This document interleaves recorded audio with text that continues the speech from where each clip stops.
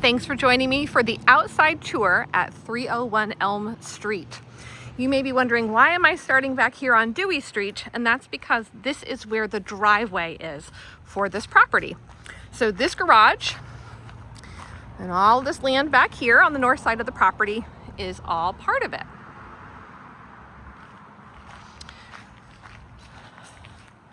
So we're going to step in through the partial fence, and now we are in the backyard. So there are these flower beds / vegetable gardens.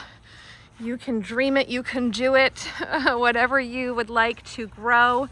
Here you do get a lot of morning shade, but then come afternoon, you get all this beautiful sunshine back here on the garden area. While we're here, let's go take a peek inside the garage. Very typical old-fashioned one-car garage. You could choose to park in here. They used it mostly for storage, but it is really nice to have come winter time. It is not electrified out here, so there's no automatic garage door opener. This is simply just a manual lift door. And then we do have the proverbial man door here. I do want to point out this door has seen better days. It probably should be replaced. And then around the corner behind this garage, there is an established compost.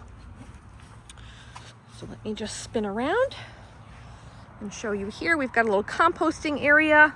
Obviously some of the vines have taken over the garage, so a little bit of a fun project to get your hands dirty back here in the dirt.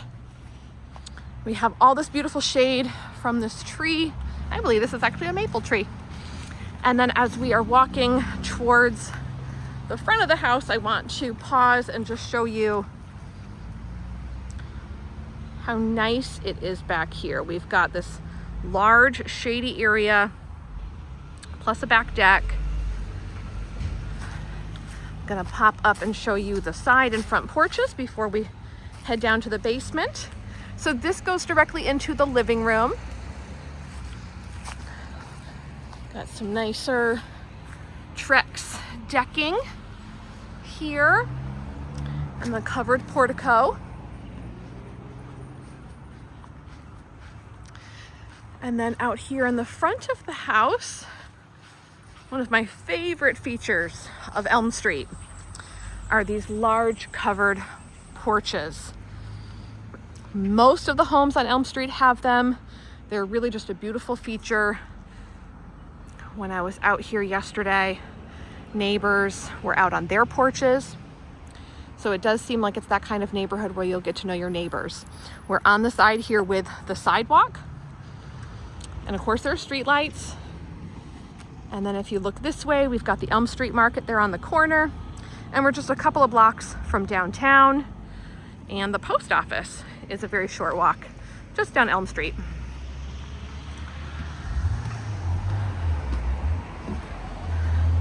So we've got the traditional beadboard ceiling. Decking definitely needs some work, either some paint maintenance, or you might want to choose to put some new flat pieces here if the wood is perhaps maybe a little too far gone to simply restore it.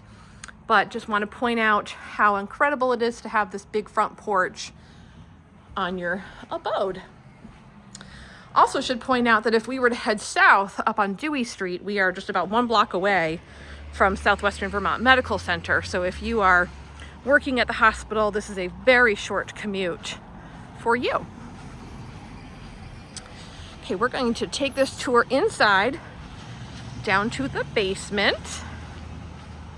Oh, I should point out that there's also some gutters on this house.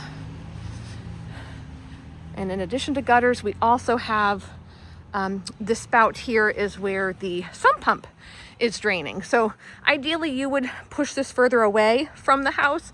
This was as much as the owner could do.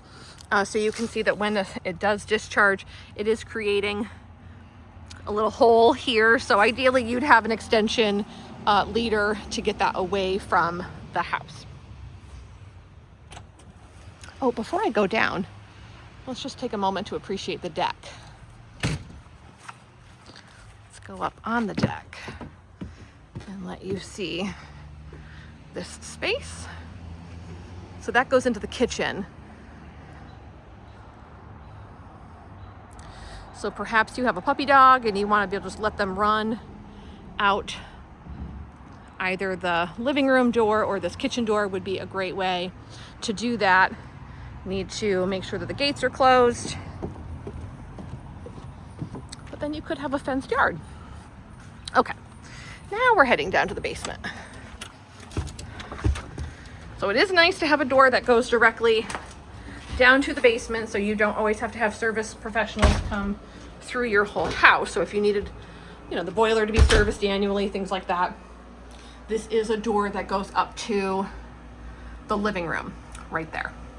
So as you come down, there's some storage right here. And then down here in the basement, we've got all kinds of storage space. There's the shelving, electrical panel right here up in the corner. And then we've got the laundry, which is here, elevated up on a platform. There's also a utility sink and an extra potty down here. There's the water main coming in. And then in the back over here, we've got the hot water. It's a tankless water heater. This is a Rinnai water heater. Those are great. So you've essentially got on-demand hot water. And then here in the middle of the space, we have the hot air furnace. So if you wanted to convert this into a central air unit, I believe it has that capacity to do that. You would want to consult with an HVAC professional. I do want to point out that the chimney needs some love. You know, right here, there's a little bit of gapping coming from the ductwork. And then also further down, the clean out door is busted off. So not sure if that really affects the usability at all, but just wanted to fully disclose that to you.